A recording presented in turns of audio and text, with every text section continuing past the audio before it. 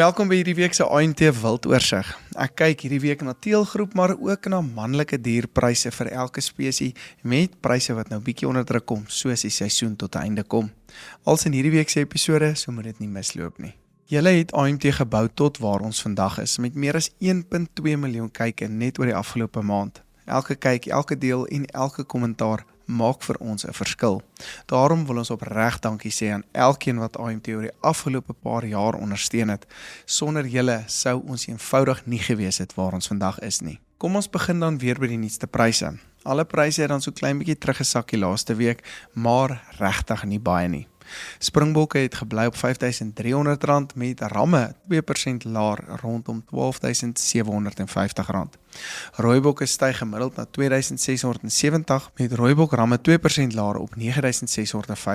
Blesbokke styg na R3.460 met ramme bietjie laer op R5.800.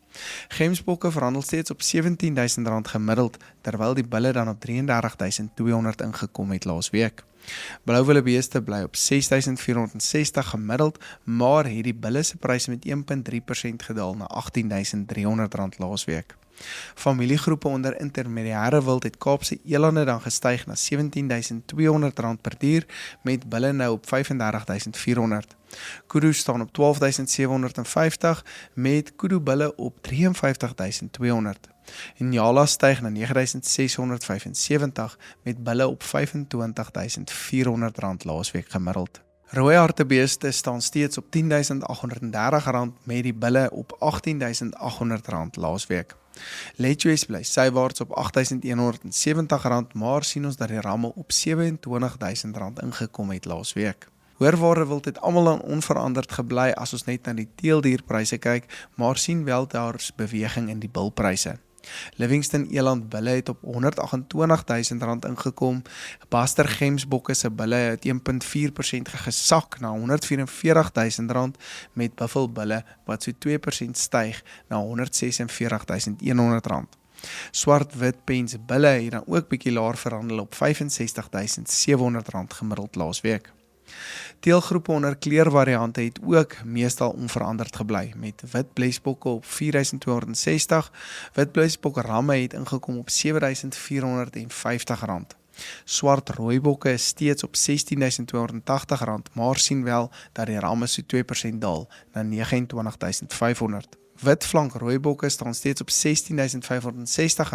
met die ramme so 0.5% laer op R56.000 laasweek. Koper springbokke bly onveranderd op R3.990 met die ramme nou op R9.700.